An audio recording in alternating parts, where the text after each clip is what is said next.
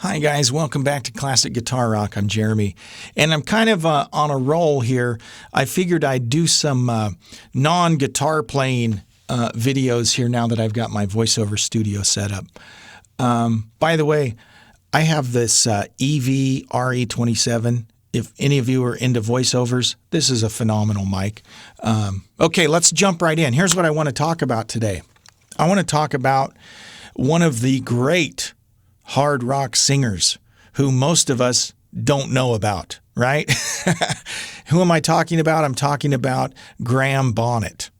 Now, Graham suffered from playing with a lot of volatile guitar players in his day, but some of the best guitar records feature Graham Bonnet, which is kind of ironic because Graham Bonnet was not into hard rock at all.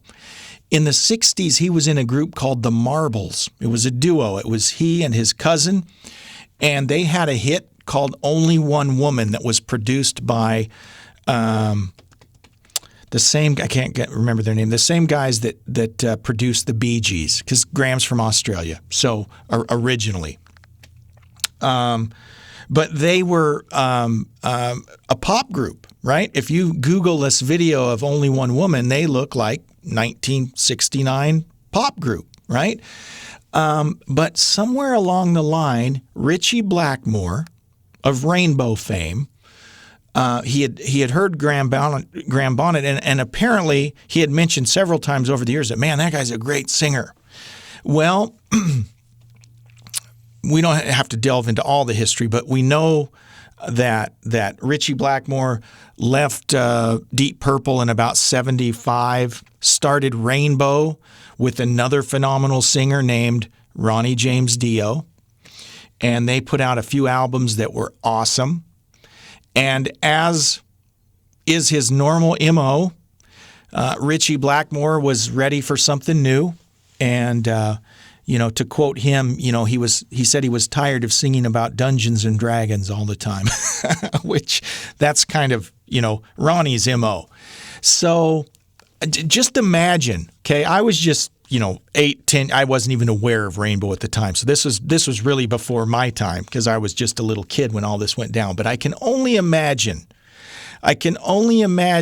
Rainbow fans the first time they saw Graham Bonnet replacing Ronnie James Dio, because the dude looks like James Dean, right? Complete with the neatly 50s style coiffed hair and the aviator glasses. I mean, he did not look like the right fit for Rainbow at all.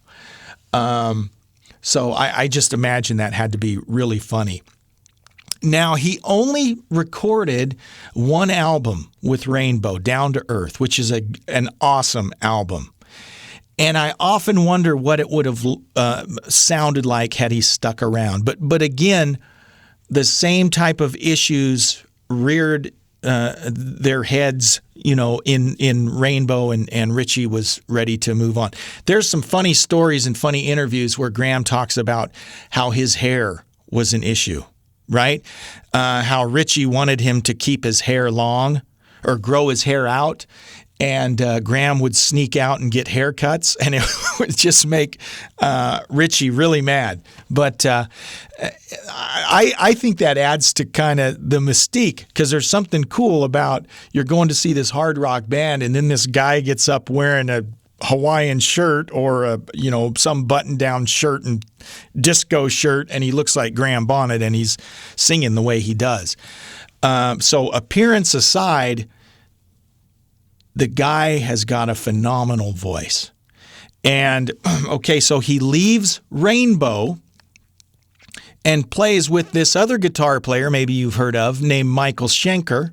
Michael Schenker Group, they had already produced their first album with Gary Barden on vocals, who's another great vocalist, by the way.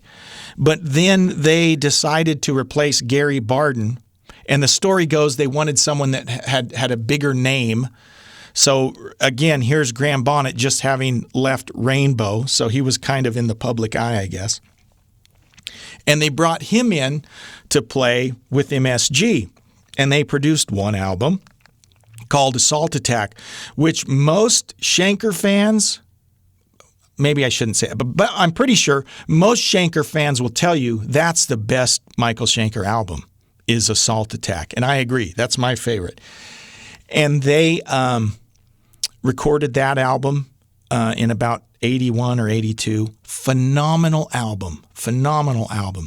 Well, then they set off to tour, and you got to remember, this is back when Michael Schenker was still drinking like a fish, and Graham, I think, drank a lot too. And let's just say trouble ensued at their first live performance, and the story goes back and forth that it was an accident. Some say it was on purpose. Whatever the case was, Graham wound up exposing himself at their first concert. And that was the end of his career in the Michael Schenker Group. Moving on from there, the record company wanted to kind of build a vehicle, build a band around Graham. And they put together this band and found this 18-year-old guitar player who happened to be named Yngwie J. Malmsteen. And they kind of just put this band together. And we all kind of know what happened next, right? That first Alcatraz album, No Parole from Rock and Roll, came out. And how can I say this? In terms of sheer acrobatics, guitar-wise, vocal-wise, man, that you can't beat that album. It's over the top. It's phenomenal. Almost funnily, is that a word? Funnily? Hilariously so, to hear the way Yngwie's playing and the way Graham's singing. It's like extreme music. I mean, and imagine the landscape in 83 or 84 when this album came out. It was unbelievable. And so that was a great album. Then we know what happened, right? Yngwie was getting all this publicity, and the story goes that there was conflict between, well, they both wanted to be the star of the band, is what it looks like, right? And Yngwie wound up leaving. That's when he started his solo career. And they replaced him with another guitar guy that you may have heard of named Steve Vai. And they put out an album called Disturbing the Peace, which it's a shame that didn't get more airplay because it is a great album. In fact, in a lot of ways, it's better than the first one. There was another album that came out after that under I can't even remember what it's called, but it wasn't very good, right? Had a lot of covers on it, and they had this new guitar player that just wasn't very good. It was kind of over by that point. Graham also went on to sing with Impellitteri in the late 80s, Stand in Line. Maybe you remember that song. Great song. But I would submit to you that had Graham stayed with one of those bands, right? Maybe Rainbow, maybe Michael Schenker if they would have stayed together, maybe Alcatraz. I would submit to you he would be viewed as one of the great rock vocalists along with Dio and Halford and a lot of those people because he's unbelievable. Great singer. Now, here's the good news.